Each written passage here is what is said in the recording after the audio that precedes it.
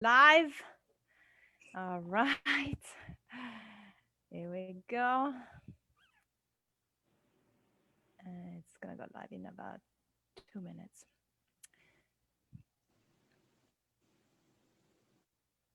All right. So, Dori Gomes, everyone, we have Dori Gomes. She is an amazing young lady who has done so much for people in need. And right now, she is completing a new project that it's going to open to the public in November. And I wanted to know a little bit more about your past. What is it that you have done and that you're doing right now, Dory? All right. Well, what I have done is I have taken trauma that I've had as a child and I have waded my way through that. And I'm on the other side of all of that. And I want to create a space where people can learn to embrace themselves, their journey, where they are in life, and what's ahead of them. I think so often we get caught up in keeping up with the Kardashians and all of these highlight reels. And what that does is it actually takes away from who we are and what we were meant to do. And so I want to create a space where people can embrace themselves and accept who they are and stop trying to live up to these standards and these expectations of societal norms and just what people expect of them. And I want to help people navigate their own path and their journey to healing. Oh, that's beautiful. That's beautiful. And and right now, your new project is it's based on a website, right? Yes, so it's a two-part project. So there will be a website with a blog, and then on the other side of that there will be a podcast. So the podcast is focusing more on um, the idea of approaching taboo topics and why do we think certain topics are taboo and how do we talk about them. And then on the other side, I have the blog, which will be primarily focused on kind of the day-to-day life. How do you navigate? How do you find yourself? How do you find your purpose? How do you pursue your passions?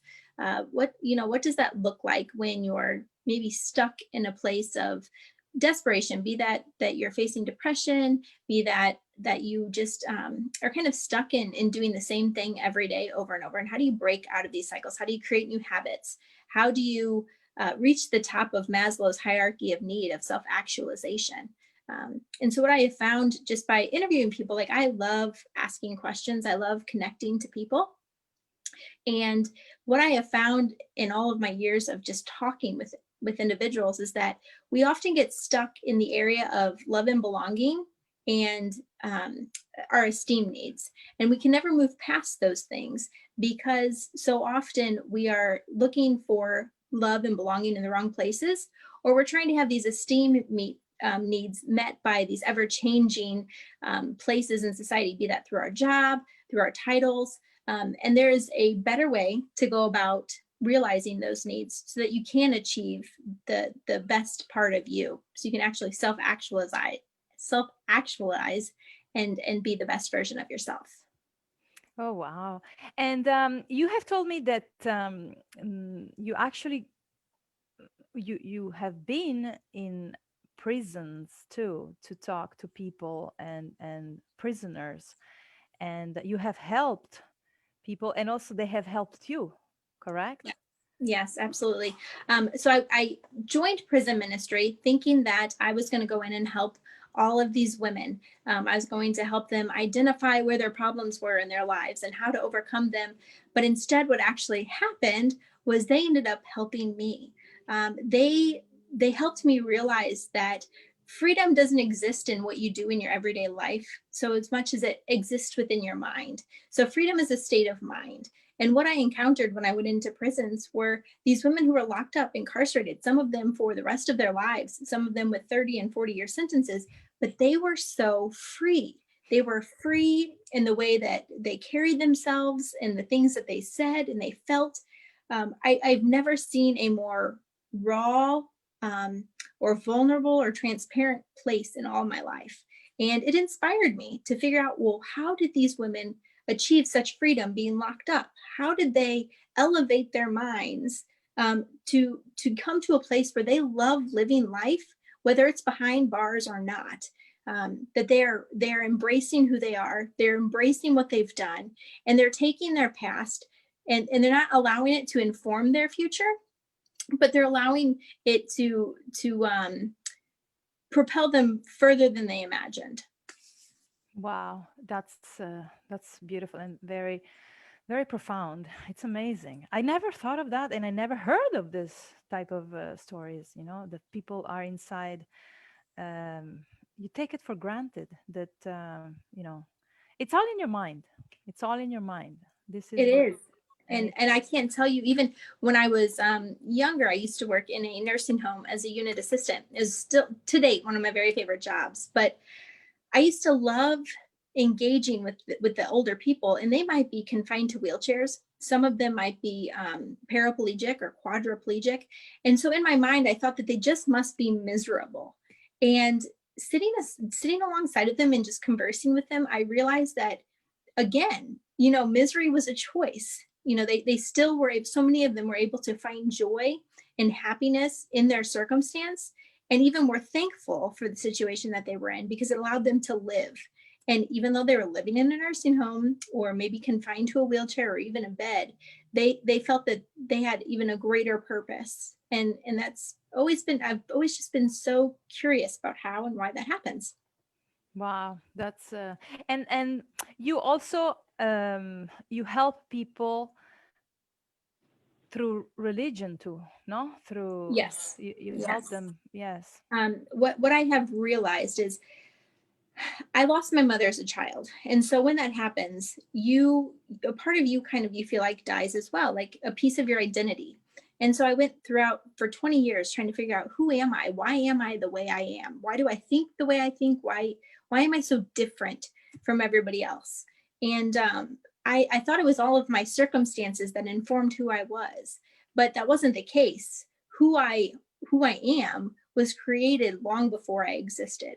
And so what I realized is that I was putting my identity in these ever changing realms of life, be that relationships, be that, things that I was involved in.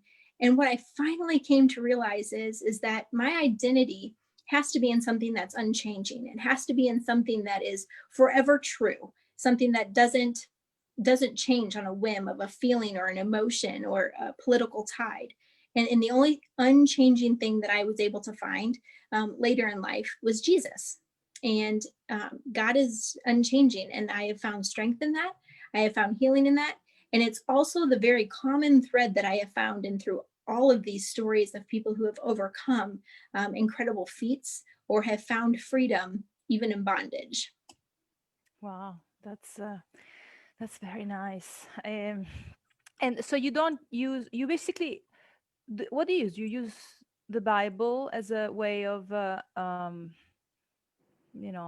source of inspiration, or do you use other forms of Um, literature? you know, I am open in the sense that absolutely the Bible informs all of my thinking, or at least I try and make it to, I filter my thoughts and my experiences through prayer and through the Bible. But, God created incredible people with incredible minds and content. And so, absolutely, I'm a vivacious reader. Leaders are readers. And I'm inspired by people, the Bible, people, nature, stories, realness of life. And so I wouldn't say that my only inspiration is from the Bible, though much of the advice that I give will absolutely always be filtered through the Bible, because there's nothing that I can contribute to anyone's life that God has not already contributed in the Bible. However, inspiration comes from everywhere. It comes from people and nature and life. Of course, of course. Now you have, you also have, you told me that you have some type of uh, immune, I mean, as far as your health, you're trying to take care of, because this is also about health, and mental health and physical health. What have you done? What is it that you have? Because maybe there are people out there that have the same condition that you have, and maybe you can help them by telling them what you are doing. So let me start with saying that I've I'm really good at making excuses as to why I can't do something that maybe I fear. And so, one of the biggest excuses that I've allowed myself to use is health. For the last decade, I have battled with autoimmune issues. And I was just recently diagnosed with ankylosing spondylitis. Even though I've suspected I've had it for quite some time, hearing the diagnosis is definitely different, but now it is to the point where it's propelling me, even though I have surrounded myself with situations of death and hardship, um, and I know that life is short. I now take that in a whole different way. We all have a very short time to impact the world, and I can either choose to let this autoimmune issue slow me down or stop me. And I decided it's not going to stop me. It might slow me down some days, but it comes to learning that you can say no to things, that you can conserve your energy for your family and for the things that you have and that God has for you. And so I've been on this journey for some time, and it's hard when you have autoimmune issues because you look normal, and you don't always look like you're in pain or that you're hurting or that you're sick, or that you're exhausted, or you get these chronic headaches that are ridiculous. Um, but you have to keep going. And so for me, earlier we were talking about different ways that I'm finding healing, and I choose a more holistic approach. I choose, using my chiropractor and acupuncture and diet. And if I'm being super raw and honest, I have some weight that I need to lose, to make it easier on my joints and my bones, because the autoimmune issue that I have causes inflammation, and it affects a lot of my organs, but especially my spine and my hips and my bones. And I want to be an awesome, active grandma. And so that means that I need to start taking care of myself now. Wow, that's very very inspiring, and the fact that you cannot. So many people, they feel sorry for themselves, and they say, that's it. I'm not going to. Instead, what we need to do is it's share. It's do things like this. Just get out there, and your project now it's going to help so many more people, so many people, and that's really nice and inspiring. I So. just want to say thank you for encouraging me to share that aspect, because I've not, my close friends are well aware that I have autoimmune issues, but it's not something that is public knowledge. And it's something that I don't want to brand me or, just to become a stigma. But at the same time, because they are so prevalent right now, that it is good to talk about it, to find coping and healing that maybe other people have tried, because it's, yes, it's going to be catered just to you, but you don't even know what's available if you're not having those conversations. Of course, you have to. You have to. And I'm sorry if I mentioned that, but it's gonna help people. I've heard many people lately. I don't know what it is, but they have this type of deficiency, and I guess with all this, the pandemic and whatever, people become more aware of things, and but I maybe there is a way to solve it, and I don't know. It's going to be easier if you share it also, I to let agree. it out, and you're helping other people who are afraid, and they're like, oh man, they keep it for themselves, and Hmm. you know Yeah. it's something very. But let's go back to your project. Hmm. So again, you said, so people are going to be able to. I'm going to put it here. They can't check it yet, but they can go to your Facebook Hmm. uh, page to check the how is it going, and when it's Right. going to be available. Correct? Yes. that or follow on Instagram at Embrace It Always. Okay, embrace it always. We're gonna put it on the post later on. But yes, well, you've been very, very inspiring, very helpful for people who are going to use your new website and podcast. You're going to talk, right? You will talk. Yeah. You will have Yes. interviews with people, or how is it going Yes. to work? Yes. So the first couple are myself. I'm an introduction to myself, and then I'm breaking into identity and what informs that. And then the next series is several different types of interviews. I'm going to cover everything from um, just any type of taboo topic you can think of, sex and marriage, anything from immigration to politics to race. I mean, it will run the gamut of uncomfortable topics and situations, but also the things that we're dying to know. There are just questions that we want to ask, but we're too afraid to ask. Well, I'm not too afraid to ask those questions. That's gonna be nice, and it's going to let people. You have to let out many many things. I have many secrets that I don't know if I ever going to. But maybe I'll come to your website and I'll finally get them out. But I'm sure I used to every say the same thing. I used to say the yeah, same thing, but I realized is that with my vulnerability, other people were willing to become vulnerable too.